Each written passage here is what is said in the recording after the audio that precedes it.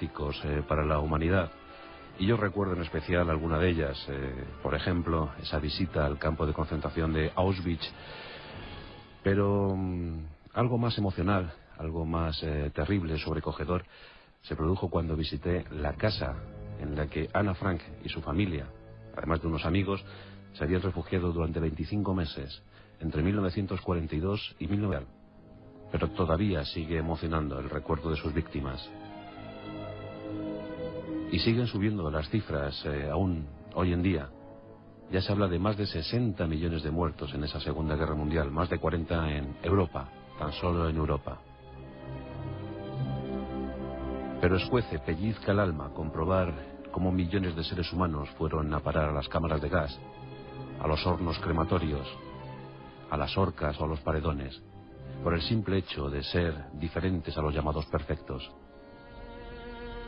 Millones de judíos, gitanos, homosexuales, minusválidos, murieron por ser distintos a los arios. A comienzos de la Segunda Guerra Mundial, habitaban en Europa unos 11 millones de judíos. Cuando terminó el conflicto, apenas quedaban 5 millones tan solo. La solución final fue decretada en 1942, pero antes acontecieron cosas que conviene comentar.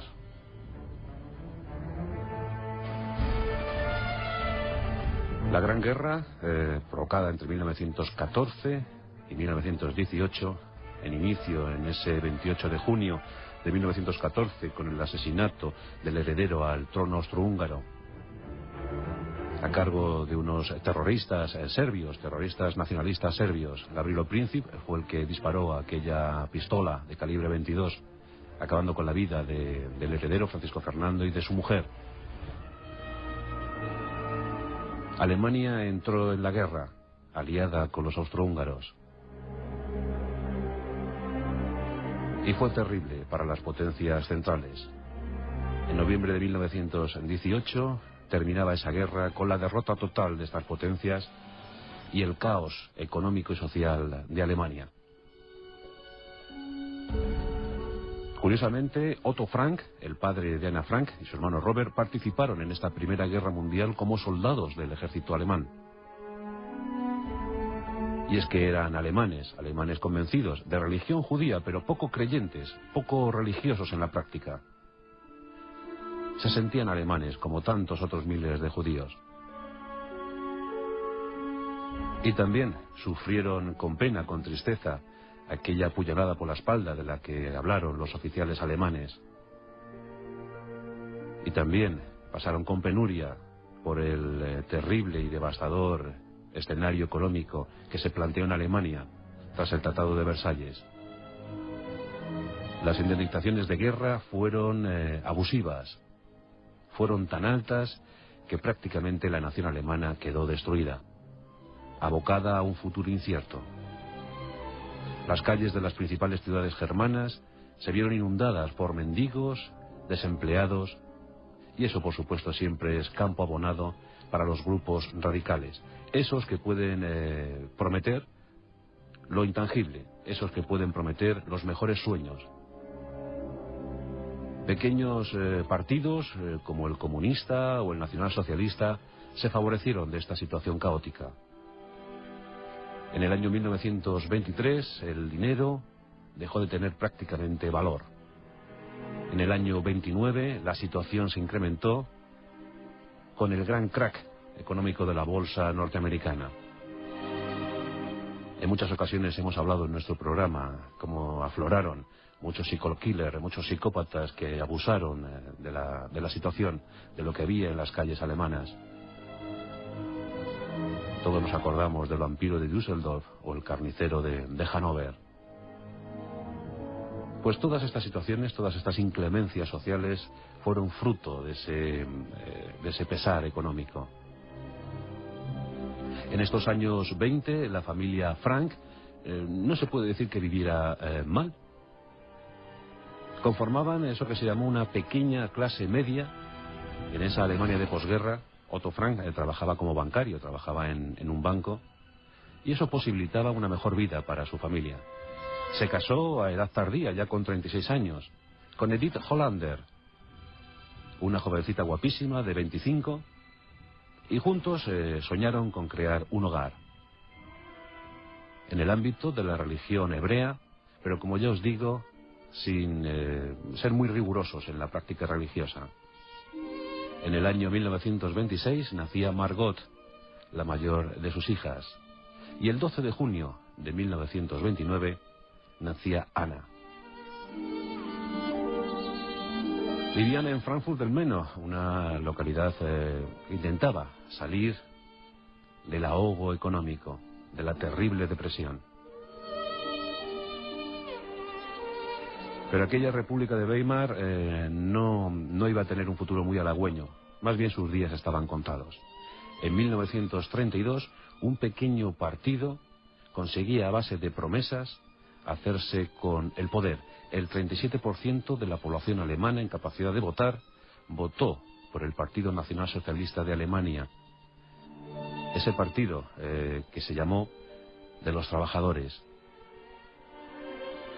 Al frente de ese partido se encontraba un tal Adolfo Hitler, que no había pasado de cabo en la Primera Guerra Mundial, un austriaco con ínfulas de pintor, que ahora se empeñaba en dirigir los destinos de la nación alemana.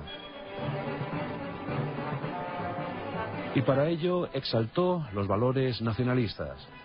Para ello se aferró al gran sueño de una nación aria, una nación perfecta, y empezó a acuñar un concepto, el Tercer Reich, el Tercer Imperio. Una época que debía extenderse más allá de los 1000 años y que debía dar como resultado la imposición germana al resto del mundo. En la mente de Adolfo Hitler se gestaron grandes proezas. Dar color, dar ilusión al pueblo alemán, crear grandes infraestructuras, reavivar el ambiente militar, el ambiente bélico y, por supuesto, la expansión territorial. Todo eso con algunos condimentos, como por ejemplo la predominancia de la raza aria sobre otras. El odio eterno a los judíos, que ya nos dejó reflejado en su obra Mein Kampf, Mi lucha. Una obra escrita desde la más pura ignominia, desde el rencor, desde la misantropía hacia el pueblo hebreo. Se decía poco más o menos que los judíos eran los culpables de todo, que gobernaban secretamente el mundo y que eran los causantes de todos los males germanos. Dada la desesperación del pueblo alemán, no fue difícil abrirse paso. Y ya os digo que en ese año 32 el 37% de la población votó a Adolf Hitler. El 30 de enero de 1933 se convertía en canciller. Poco más de 2 meses después, las SS, el terrible órgano de ejecución nazi, se hacía cargo casi de la policía alemana. Empezaban a revisar miles de fichas con expedientes de comunistas, disidentes políticos, judíos. Era el principio para el horror, el principio del Holocausto. En marzo de 1933 los partidos políticos eran abolidos, eran prohibidos en Alemania. El Partido Nacional Socialista asumía el poder absoluto y Adolfo Hitler se convertía en el Führer de Alemania. Fueron las primeras notas, los primeros compases de uno de los capítulos más horribles en toda la historia de la humanidad. Miles de judíos empezaron a intuir que algo horrible se estaba gestando en el seno del Partido Nacional Socialista, algo horrible hacia ellos. Y comenzaron el éxodo. Figuras relevantes, el caso de Albert Einstein, por ejemplo, iniciaron el éxodo hacia lugares más seguros. Los judíos empezaron a sufrir terribles situaciones en su vida cotidiana. Todo les fue prohibido. Sus libros fueron quemados. Sus comercios fueron marcados. fueron distinguidos con la categoría de ciudadanos de tercera. Se crearon los primeros campos de internamiento para los disidentes políticos. Mientras tanto, la población germana seguía fanáticamente a su Führer. Se construían autopistas, se levantaba una potente industria armamentística. El paro disminuyó. La bonanza económica comenzó a llegar a las casas alemanas. ¿Cómo no seguir a aquel que nos estaba dando tan buena vida? A cambio, se debía asumir algunos capítulos que al fin y al cabo, pues bueno, eran asumibles. La familia Frank huye a los Países Bajos. Son conocedores que una pésima suerte, un tremendo infortunio, se puede hacer cargo de sus vidas. Otto Frank y Edith Hollander viajan a esos Países Bajos gracias a unos contactos establecidos por Otto que le permiten dirigir una sucursal de una fábrica de conservas de mermelada. Será en Ámsterdam, en la ciudad que sigue floreciendo a pesar de todo, que permanece ajena a los avatares europeos, y en un barrio nuevo, de nueva creación, donde llegan esos refugiados judíos, la familia Frank intenta por lo menos buscar una sosegada felicidad. Mientras tanto, en Alemania las cosas empeoran. Los polacos serán principales sufridores de esta Segunda Guerra Mundial, con más de 5 millones de muertos en la larga y macabra lista. Ya os digo que en ese año de 1939 existían 11 millones de judíos en Europa. A lo largo de la contienda fallecieron 5.978.000.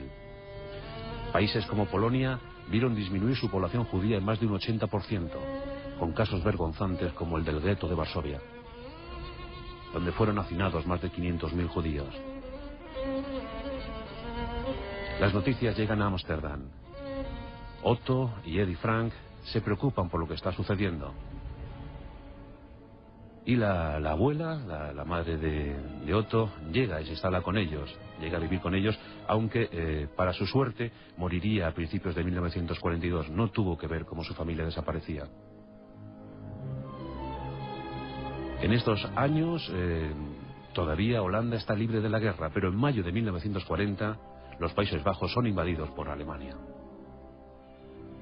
La resistencia es feroz a cargo del ejército neerlandés, pero hay también muchos afines al nacionalsocialismo en Holanda y colaboran con los invasores. Desde ese año de 1940, los judíos empiezan a ser objetivo del punto de mira alemán. Tienen que notificar cualquier movimiento. Cualquier aspecto de la vida cotidiana no pasa desapercibido para las SS que se han instalado ya en Holanda. Hay miles de judíos asilados en el país. De hecho, las cifras son terribles. Cuando se hizo recuento a final de la Segunda Guerra Mundial, más de 100.000 judíos holandeses en una población pequeña, más de 100.000 fueron víctimas de los campos de exterminio. Mientras tanto, Otto Frank empieza a preparar un plan de huida o un plan de refugio. Y en esa sucursal, en ese almacén, donde solo se dedicaban a las conservas de mermelada, Otto Frank prepara una guarida. Será en la Boardilla, será en lo que él llama la casa de atrás. Desde la primavera-verano de 1941 comienza a preparar ese refugio, ese lugar. En principio concebido para albergar a su familia, a los 4 integrantes de la familia. La situación empeoraba por momentos. Mientras tanto, Margot y Ana pues siguen yendo a la escuela, habían aprendido neerlandés muy rápidamente, se han integrado en la vida social de Ámsterdam. Tienen incluso una cuidadora que les relata cuentos. Los cuentos interesan muchísimo a Ana, una imaginación, una mente muy despierta. Una chica que promete, que ya da algunos apuntes sobre cómo puede ser su futuro literario.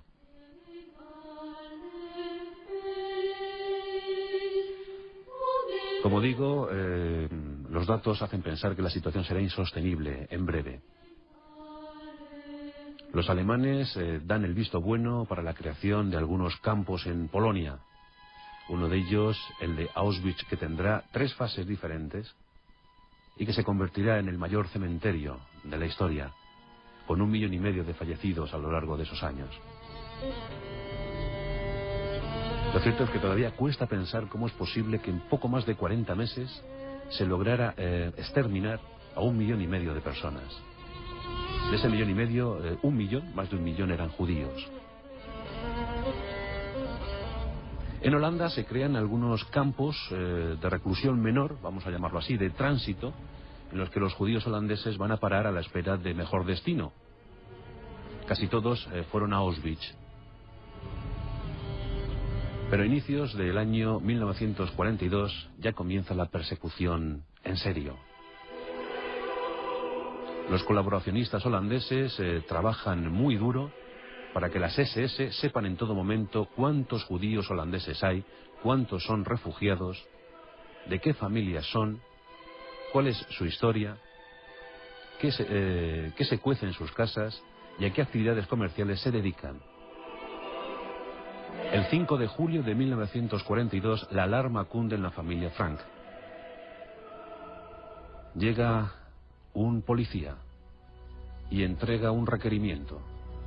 En la nota se puede leer que Margot Frank, de apenas 16 años, se debe presentar de inmediato en el cuartel general de las SS alemanas. Los padres no esperan más y deciden actuar. Para entonces, el refugio, la casa de atrás, ya está más que lista. No pueden soportar que su hija mayor de tan solo 16 años vaya a parar a un campo de concentración. Por entonces las noticias ya no eran difusas, ya se sabía, era un dato fehaciente, que algo estaba ocurriendo con los judíos. Que en esos viajes infernales no iban a recibir tierras, ni iban a recibir otro tipo de trabajo, sino que iban a algo peor. Las noticias circulaban, se sabía que ya se estaba masacrando al pueblo judío. Auschwitz estaba funcionando a pleno rendimiento desde el año 1940. Y en 1942 intentan llevar una vida académica más o menos normal. Reciben, toman clases de sus mayores. Y Ana ha comenzado a escribir. El 12 de junio de 1942, justo la fecha en la que cumplía 13 años, recibió el mejor de los regalos, un diario. Sus padres le hicieron ese regalo. Y aunque en principio no pensaba darle mucha utilidad, desde que se internan en ese refugio en la casa de atrás, sí que Ana piensa en reflejar en ese papel, por lo menos como situación de huida, de escape, para su alma inquieta, pues reflejar todo lo que está aconteciendo, todo lo que está ocurriendo. Y las páginas del diario comienzan a llenarse de palabras. Y en esas palabras de imperecedero recuerdo, pues nos quedan los debates, la vida cotidiana, las ilusiones, los anhelos, las decepciones también. Ana lo cuenta todo. Lo escribe todo. Tan solo tiene el consuelo de esa radio, del murmurar de las aguas de un canal cercano, el Prince Grass, y el tañido de unas campanas que llega desde una iglesia cercana. Un tañido que en principio pone nerviosos a los miembros del forzoso grupo, pero que a Ana le relaja, porque esas campanas tañían cada 15 minutos. Pero a Ana le dan confort. Piensa que la vida sigue y que ella debe estar ahí, mirando desde esa pequeña ventana, desde su pequeña habitación que compartía con su hermana Margot. Su padre tuvo la delicadeza de entregarle unas postales. Ella era muy aficionada a los artistas de cine y coleccionaba postales, soñaba con el cine, le gustaba mucho pensar que podía ser actriz, y su padre tuvo ese detalle de llevarle esas postales con las que decoró la pared, y por lo menos eso dio ilusión a las jóvenes Frank. Con esas postales que allí siguen, pues Ana pudo por lo menos soñar. Yo os digo que era una situación muy complicada porque eran 8 personas en un habitáculo muy reducido, con un pequeño aseo, y una vida muy difícil. Hombre, aliviada de alguna manera por los colaboradores de Otto Frank, sus empleados en el almacén de mermeladas, que le surtían de provisiones, incluso de libros, el caso de Mape, un joven empleado de Otto Frank, que cada semana llevaba a los huidos, a los refugiados, 5 libros que lograba sacar de la biblioteca municipal. Decía Ana Frank en su diario que la llegada de esos 5 libros era como la llegada del maná, que era lo que más les ilusionaba, lo que más esperaban. 5 libros que permitían soñar con la imaginación, que permitían por lo menos ser libres durante el tiempo que tardaba su lectura. Los meses se sucedían, veranos tórridos, inviernos gélidos, pero aún así mantenían la esperanza de que la guerra acabase, de que pudieran reanudar sus vidas. Desgraciadamente no pudo ser así. Tras 25 meses de internamiento, tras 25 meses en aquella guarida, en aquel refugio, en esa casa de atrás, alguien delató a los 8 miembros de ese grupo. El 1 de agosto de 1944, Ana Frank dejaba sus últimos apuntes, ya no en el diario porque había agotado las páginas del diario, ahora escribía en cualquier papel que encontrase, incluso en el reverso de algunas facturas, en libros de cuentas, escribía en cualquier sitio. Necesitaba escapar, necesitaba huir. Ana tenía ya 15 años y había pasado lo mejor de su adolescencia en aquel habitáculo, en aquella casa de atrás. El 4 de agosto, alguien delató a los Frank y a sus amigos. Todavía hoy en día se sigue especulando sobre quién pudo ser. Se habla de Mape, cosa improbable porque sentía mucho afecto por los Frank. Se habla de la esposa de un empleado, temerosa de que al final fueran capturados y que su marido, empleado de los Frank, fuera envuelto en esa vorágine. Se habla de un antiguo socio de Otto, colaboracionista de los alemanes. Lo cierto es que no se puede aventurar quién o quiénes fueron los que delataron a los Frank. Lo cierto es que las SS llegaron a esa casa de atrás. Ana soltó su diario y quedó allí, perdido, olvidado. Los Frank y sus amigos fueron llevados a un campo de reclusión, a un campo de internamiento transitorio a la espera de un último viaje. En aquel tiempo la invasión ya se había producido. Los alemanes trataban de resistir el avance infrenable de los aliados. Canadienses, británicos, norteamericanos, franceses, todos luchaban contra los nazis. Holanda no tardaría en ser recuperada. Pero la fatalidad, la traición, la delación llegó a los Frank. Y el 3 de septiembre de 1944 fueron llevados a un tren macabro. Era el último, esa es la mala suerte, fue el último tren que salió de Alemania rumbo a Auschwitz. En ese tren, 1000 judíos holandeses. Los últimos 1000 que fueron al campo de exterminio. Una desgracia para los Frank. Del campo de reclusión, del campo de internamiento, llegaron a Auschwitz en un viaje infernal, patético. De esos 1000, no muchos llegaron vivos. El infortunio se cebó en la familia Frank y en sus amigos. Únicamente Otto Frank sobrevivió a esos campos. En Auschwitz falleció Edith Hollander, la madre de Anna y Margot. Los soviéticos amenazaban con invadir Polonia, con recuperar Polonia. Y las SS se ocuparon en ese tiempo de intentar eliminar pruebas, de hacer volar los hornos crematorios, las cámaras de gas. Fue inútil, porque había demasiada memoria en esas retinas de los judíos. Se acordaron de todo. Anna y Margot fueron llevadas al campo de reclusión de Bergen-Belsen.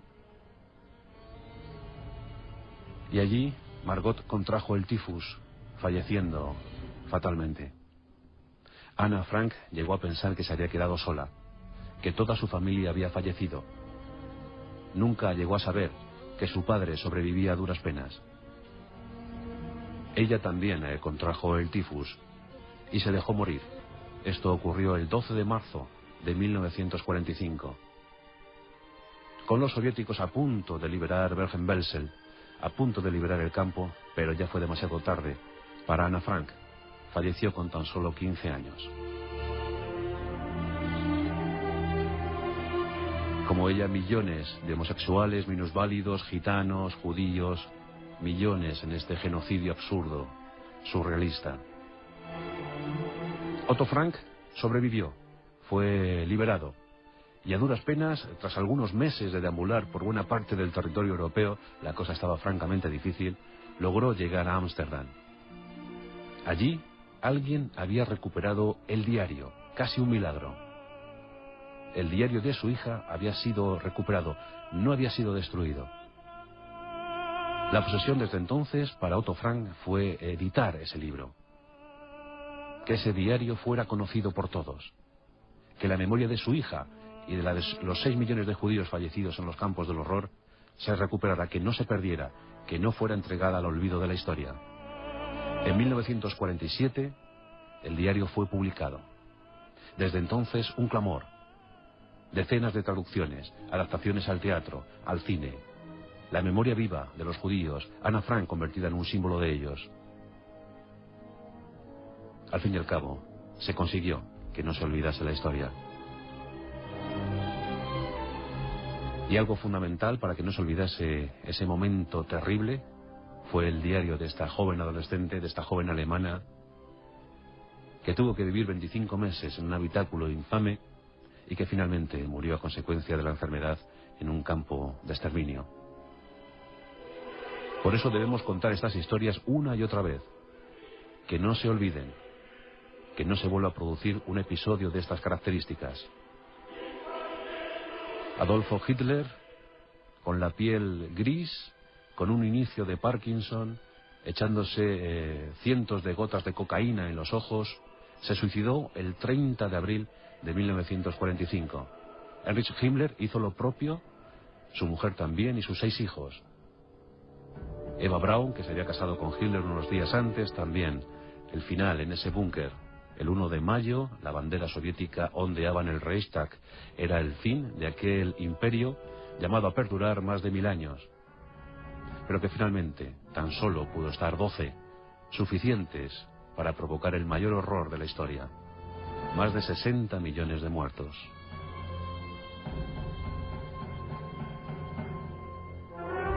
Por eso, hoy hemos dedicado nuestros pasajes de la historia a Ana Frank y a los millones de seres humanos que representó. El 27 de enero de 1945 fue liberado el campo de concentración de Auschwitz. Apenas quedaban 7000 supervivientes. El resto había sido desplazados a otros campos, habían fallecido en el camino. Aquellos 7000 enfermos, mujeres, niños, ancianos, contaron a sus liberadores el horror que habían vivido. No han pasado nada más que 60 años. Y desde aquí nuestro grito para que nunca más vuelva a repetirse.